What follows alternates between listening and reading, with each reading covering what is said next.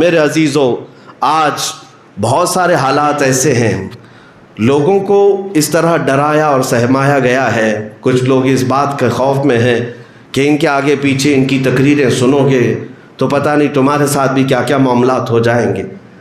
اللہ گواہ ہے، اللہ شاہد ہے، میں اپنی قوم کو کبھی لڑائی کی طرف نہیں لے جانا چاہتا، نہ ہی کبھی حضور پاک صلی اللہ علیہ وسلم کی امت کو کسی آگ میں جھونکنے کی بات کرتا ہوں۔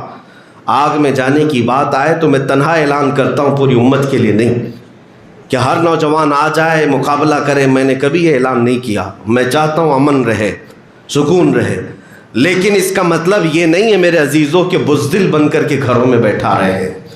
ہم یہ بھی زندگی نہیں چاہتے، بلکہ ہم رسول اللہ صلی اللہ علیہ وسلم کی امت کو اس حال میں دیکھنا چاہتے ہیں کہ اللہ تعالیٰ نے تمہیں اس زمین پر خیر امت بنا کر بھیجا ہے، خیر امت بنا کر بھیجا ہے، سب سے بہترین امت ہو تم، اور سب سے بہترین امت کا کردار ادا کرو۔ اور حضور اکرم صلی اللہ علیہ وسلم کی غلامی میں آنا یا اسلام میں آنا کوئی جرم ہے جو تم ٹوپی چھپا کر، داڑھی چھپا کر یا اپنی گردن جھکا کر چلو گے؟ نہیں، اسلام میں آنا یہ سب سے بڑے فخر کی بات ہے، سب سے بڑے فخر کی بات ہے، اس لیے کہ اللہ نے میری پیشانی کو ایرے غیرے کے سامنے جھکنے سے بچایا۔ ہماری پیشانی جھکتی ہے تو صرف اس کی بارگاہ میں جس نے خود ہمیں پیدا کیا، ہم اس کی بارگاہ میں پیشانی جھکاتے ہیں۔ کیا یہ تمہارے لیے اعزاز نہیں؟ کیا یہ تمہارے لیے عزت کی بات نہیں؟ اللہ نے سارے ناپاکیوں سے تمہیں پاک کر کے یہ دین دیا ہے۔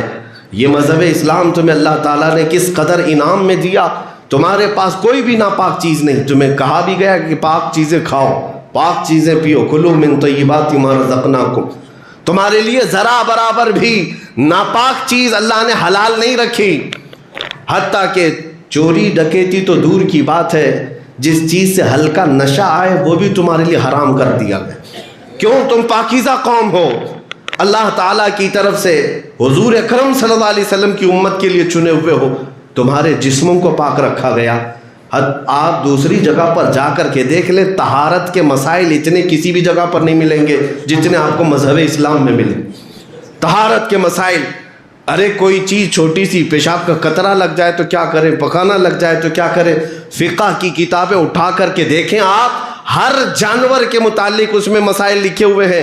کبوتر کی بیٹ لگ جائے، چڑیا کی بیٹ لگ جائے، چوہے کی بیٹ لگ جائے، یا کسی جانور کا، بڑے حرام جانور کا پکانا یا اس کا تھوک لگ جائے، ہر ایک کے لیے مسائل کیا کیا ہیں، پوری پوری کتابیں لکھی ہوئی ہیں، اس پر پوری کتابیں ہیں۔ تمہارے آستین پر لگ جائے، تمہارے جبے پر لگ جائے تو پاک کیا ہے؟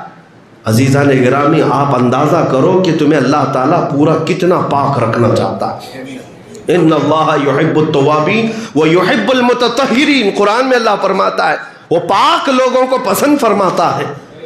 تم پاکیزہ قوم ہو، اور اتنا ہی نہیں، تمہارے کپڑوں کو بھی پاک۔ آج تک مجھے بتاؤ ان مسجدوں کو ہم کس قدر ستھرا رکھتے ہیں، جتنا اپنے گھروں کو بھی نہیں رکھتے۔ کیوں؟ یہاں ہماری پیشانیاں جھکتی ہیں، حتیٰ کہ اگر مسجد میں بیٹھا ہوا کوئی بندہ اپنی آنکھ کا کیچڑ یا ناک کا کیچڑ نکال کر مسجد میں ڈالے تو اس کو بھی حرام قرار دیا گیا۔ فرمایا گیا کہ مسجد کو اتنی ہی تکلیف ہوتی ہے جتنا تمہاری آنکھوں میں جانے سے کچرا جانے سے تکلیف ہوتی، مسجد کو تکلیف ہوتی ہے، کوئی کچرا بھی ہلکا سا ڈالتے ہو۔ یہ زمینیں اللہ نے تمہارے پاک رکھا، یہ زمینوں کو اللہ نے تمہارے لیے پاک رکھا، تمہارا لباس پاک، تمہارا رزق پاک، یہاں تک کہ تمہیں زندگی گزارنے کے لیے یہ نہیں کہا گیا جس کو بھی دیکھو جنگل کی طرح جاؤ، عورتیں پکڑو اور اپنی عیش کرو، نہیں، وہ بھی ایک حلال راستہ دیا گیا، جو تمہیں پسند آئے اس کے ساتھ نکاح کرو اور زندگی گزارو، اولاد ہوں، یہ حلال راستہ تمہیں دیا گیا۔ نہ تمہیں زنا کی طرف بھیجا گیا، نہ شراب کی طرف بھیجا گیا، نہ تمہیں جوئے کی طرف بھیجا گیا، یہاں تک کہ مال کو بڑھا کر کے لینے کی بھی اجازت نہیں دی گئی۔ یہ تمام چیزیں کس بات کی علامت ہے معلوم ہے میرے عزیزوں؟ اللہ نے آپ کو خیر امت بنایا۔ جب اتنے پاکیزہ دین میں ہو تو سر جھکا کر کے نہیں، سر اٹھا کر کے جیے۔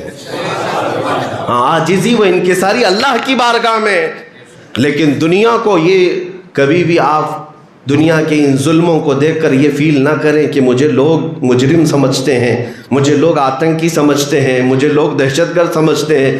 تم ان سے سرٹیفکیٹ لینے کی امید مت رکھو۔ اگر آپ اپنے جسم کے 4 ٹکڑے بھی ان کتوں کے سامنے رکھ دو تب بھی وہ تمہیں دہشت گرد ہی کہیں گے۔ ان کے دماغوں میں جو باتیں بیٹھی ہوئی ہیں وہ تمہارے چہرے سے نہیں ہے، وہ تمہارے دین سے ہے۔ اسی لیے آپ اپنے دین پر مستقیم رہو، استقامت کے ساتھ رہو۔ اللہ نے اسی میں عزت بخشی ہے، اسی میں عزت بخشی ہے۔